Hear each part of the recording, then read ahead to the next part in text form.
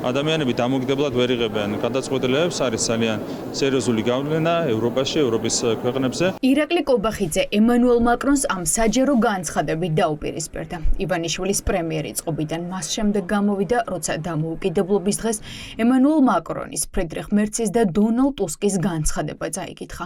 ევროკავშირის ლიდერი ქვეყნების საფრანგეთის, გერმანიის და პოლონეთის განცხადებამ ქართული ოცნების პროპაგანდა თავდაყირად აყენა. კობახიძე დღეს თავს იმართლებდა, რომ მაკრონმა მას ერთი უთხრა, წერილში კი სხვა რამ ჩაწერა.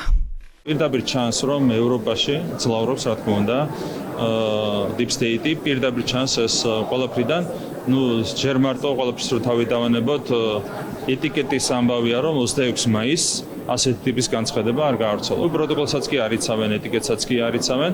აქედან ჩანს, რომ ისინი ვერ მოქმედებენ რეალურად ობიექტური ინტერესების შესაბამისად, თუნდაც საკუთარი ობიექტური ინტერესების შესაბამისად და მათ უწევთ ისეთი ხაზით მუშაობა, რაც არ შეესაბამება მათ ინტერესებს. ეს არის ძალიან დასანანი. ბატონო ირაკლი, თქვენ ამბობდით, რომ ემანუელ მაკრონს ჰქონდა საერთო ხედვა თქვენთან, ბატონო ირაკლი. რაც შეეხება მაკრონს, მე რაც მითხრა მან ალბანეთში არის თავისი არსის წინააღმდეგობაში იმ განცხადებასთან, რომელიც გავრცელდა. არა და ირაკლი კობახიძე რამდენიმე დღის წინ გვარწმუნებდა, რომ მაკრონი საქართველოში განვითარებულ პროცესებზე მის ხედვებს იზიარებდა. აღმოჩნდა, რომ ტყუილია. ელისეის სასახლიდან გავრცელებულმა წერილმა დამოუკიდებლობის დღეს მთელ მსოფლიოს უჩვენა, რომ ევროკავშირი ოცნების ყველა ნაბიჯს გმობს, რაც საქართველოში დემოკრატიის უკუსლას იწვევს. კობახიძის 20-წამიანი გადალაპარაკება საფრანგეთის პრეზიდენტთან წარუმატებელი აღმოჩნდა, რადგან შეუძლებელია მაკრონი და კობახიძე ერთ ენაზე საუბრობდნენ, ამბობენ ანალიტიკოსები.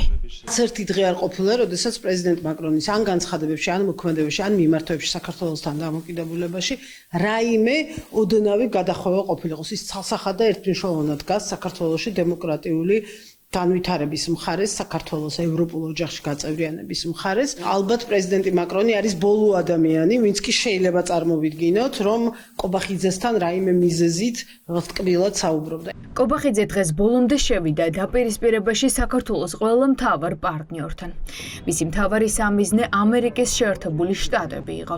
სახელმწიფო მდივნის მისალოცი წერილი, სადაც დამოუკიდებლობის დღე მხოლოდ ქართულ ხალხს მიულოცა და ქართული ოცნების რეჟიმი არც კი უხსენებია, კობახიძისთვის ბოლო წვეთი აღმოჩნდა. აშკარად გამოჩნდა, რომ იგივე სახელმწიფო დეპარტამენტის ხაზით პირდაპირ უპირატესობა, დომინირებული მდგომარეობა ჰქონდა deep state-ი მძლავრობს, ხო ამას ვხედავთ. მარკო რუბიო, რომელიც არის ტრამპის სახელმწიფო მდივანი, თქვენ ამბობთ, რომ არის deep state-ის გავლენის ქვეშ.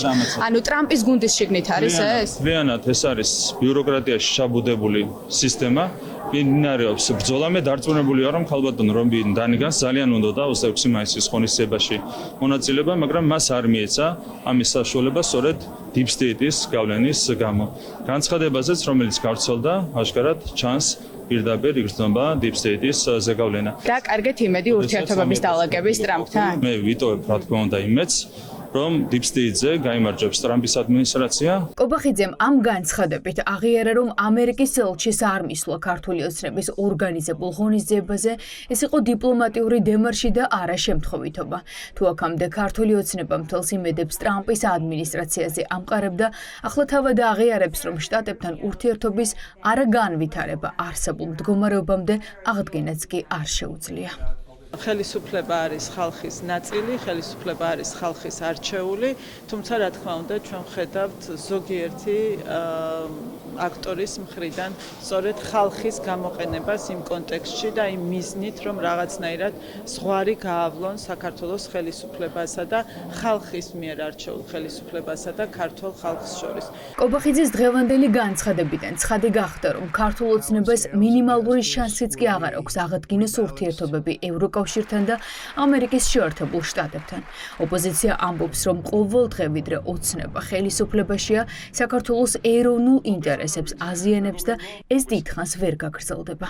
ნებისმიერ საუბარი იმაზე, რომ იმ 9 თუ 10 წამის განმავლობაში კობახიძემ და მაკრონმა თუნდაც ერთი აზრის მატარებელი წინადადება თქვეს, თითო, ეს რა თქმა უნდა არის კომიკური, ხო? 9 და 10 წამში არ ესწრება ჩვეულებრივ გამარჯობა როგორ ხარ მისალმებაზე უფრო მეტი კომუნიკაცია. ამას ადასტურებს ისიც, რომ სულ რაღაც ერთი კვირის თავზე მაგ შეხვედრიდან მაკრონმა გააკეთა ის განცხადება, რაც გააკეთა, რომ რეჟიმის პირობებში არის დემოკრატიული უკუსლა, რომ ასე ვერ გაგრძელდება და რომ ნაბიჯები უნდა გადაიდგეს იმისკენ, რომ ქვეყანაში მოხდეს პოლიტიკური რესტარტი. ის ყველაფერი დანარჩენი არის манипуляციები, რასაც რეჟიმი გვთავაზობს, თითქოს რაღაცას ალაგებენ, თითქოს ვიღაცასთან რაღაცა კავშირი აქვს, მაგრამ ჩვენ დავინახეთ, არც ერთმა ევროპულმა პრაქტიკულად სახელმწიფომ მთავრობა არ აღიარა, შეაარქვა ხელისუფლება, ხას უსვამენ იმ ქმედებს, რომელსაც ჩადიან ანტიდემოკრატიულ და ასე ვთქვათ, სამართლებრივ ქმედებას, რომელსაც რეჟიმი ჩადის. რაც უფრო მეტად მეტის ქართული ოცნება ურთიერთობების გამწვავებაზე დასავლეთთან იღებს უფრო მძიმე პასუხს. საბარაუდოდ კობახიძის თავდასხმა შეერთებული შტატების მთავრობაზე პასუხის გარეშე არ დარჩება.